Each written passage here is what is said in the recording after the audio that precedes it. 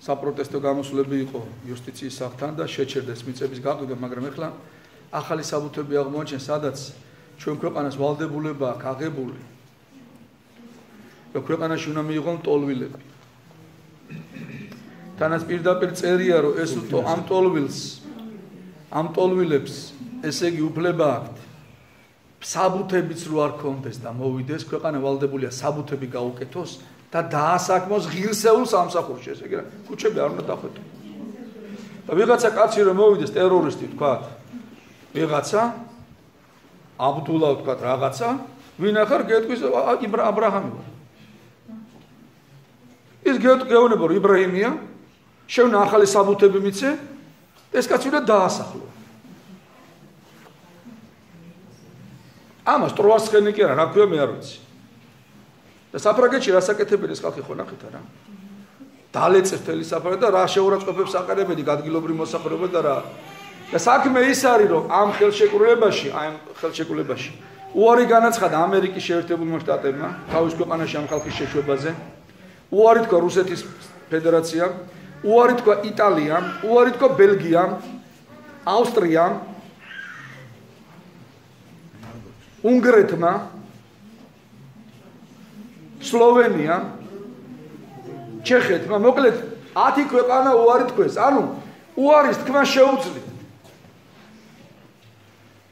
ამიტომ ხვალ ეს იმასთან რა ქვია, საგარეო საქმეთა სამინისტროსთან 12 საათზე მიდიან საპროტესტოდ და ვისაც ექნება სურვილი, რა თქმა უნდა, შეიძლება დრო არ ქონდეს რაღაცა, ვეცადოთ რომ მივიდეთ და ჩვენი მშვიდობიანი მისვლით გამოვხატოთ ჩვენი პოზიცია, ჩვენ ეს არ გვინდა. და მე ვფიქრობ, რომ დაინახავს ხელისუფლება ამას, ბევრს ხელისუფლებაშიც არ უნდა ეს რომ მოხდეს.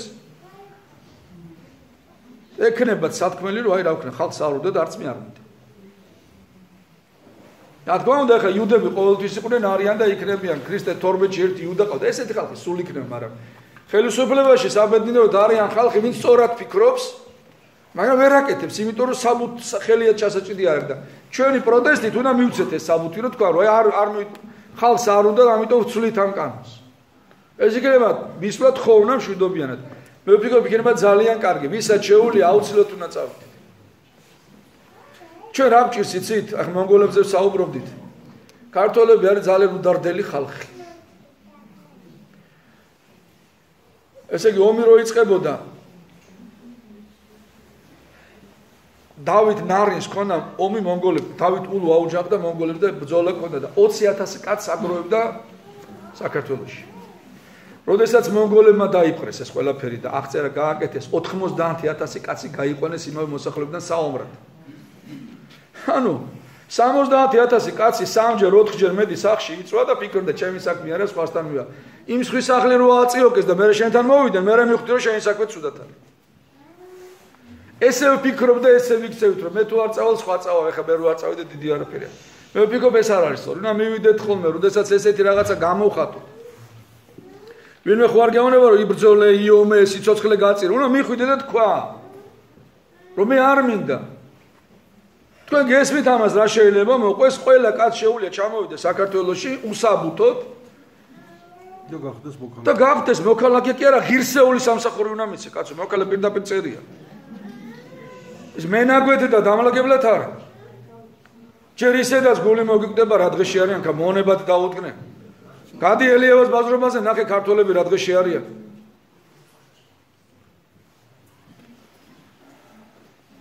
ყოვლადწმინდა ღვთისმშობელმა დაგვიფაროს, შეგვეწყალოს და მოგცეს ჩვენი ქვეყნის დაცვის სურვილი და მერე საქმის გაკეთება. ღმერთმა გაკურთხოთ და ღმერთმა დაგლოცოთ. ვისაც შეგიძლიათ აუცილებლად მივიდეთ, ახლა იქ დიდი ხანი არ გაგრძელდება ხო?